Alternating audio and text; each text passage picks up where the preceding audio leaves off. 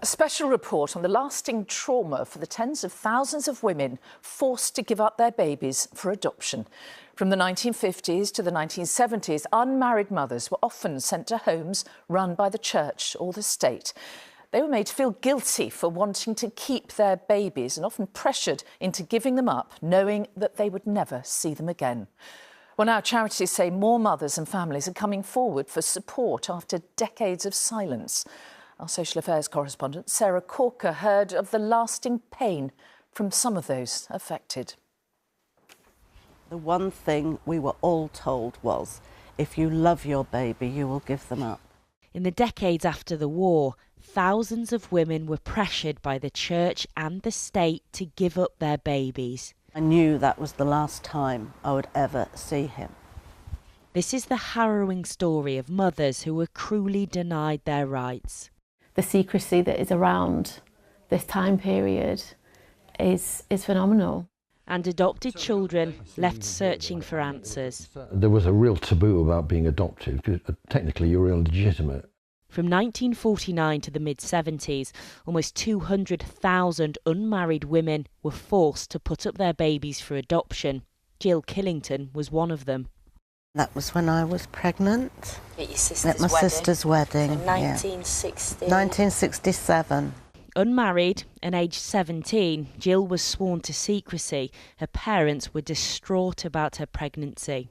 The GP, the moral welfare officers, the nurses, what were they all saying to you? The one thing we were all told was, you would be selfish to keep your baby when he could be adopted. So you were almost made to feel guilty if you even wanted to keep your baby. What followed was a sequence of events that would have lifelong consequences. We were shown into a room, and then a lady came in and asked if she could hold my son. So I passed him over, and she said, "Oh, kiss him goodbye." And then she just walked out of the room. And I knew that was the last time I would ever see him. It was a terrible, cruel way to treat mothers and children. To hide their pregnancies, many young women were sent away to mother and baby homes run by the state or the church. And then this is the county medical officer expressing his concerns about the poor quality of the care. At Lancaster University, Michael Lambert's research into these homes has revealed cruelty and even neglect.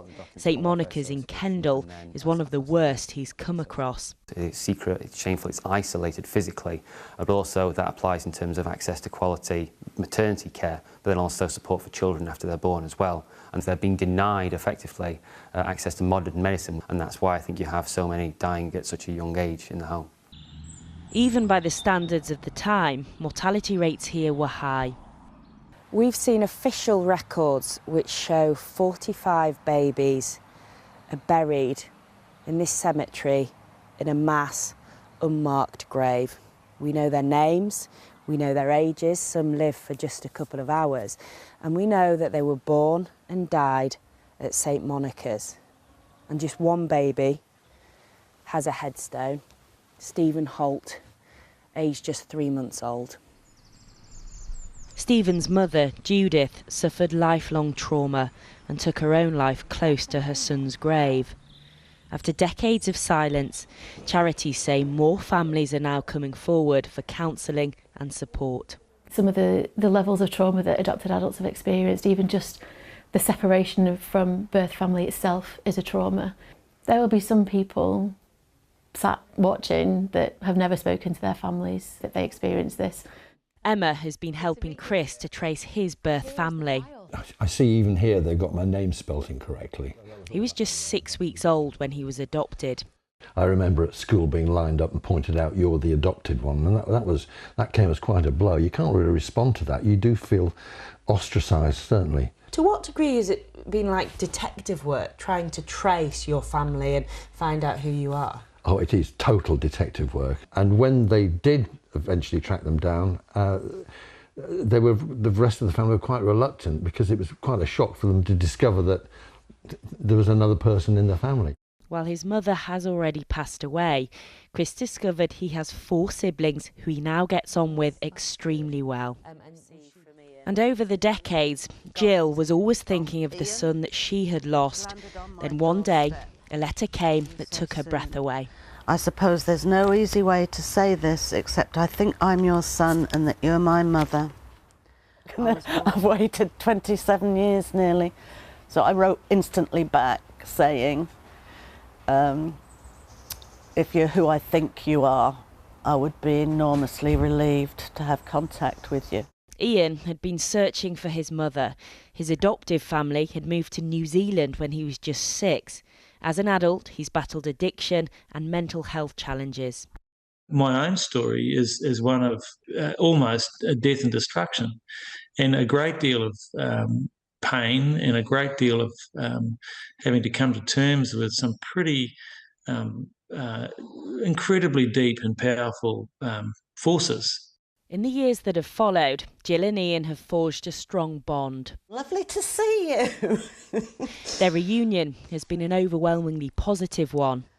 And after years of stigma and separation, more families are speaking out about one of the most shameful periods in our nation's history.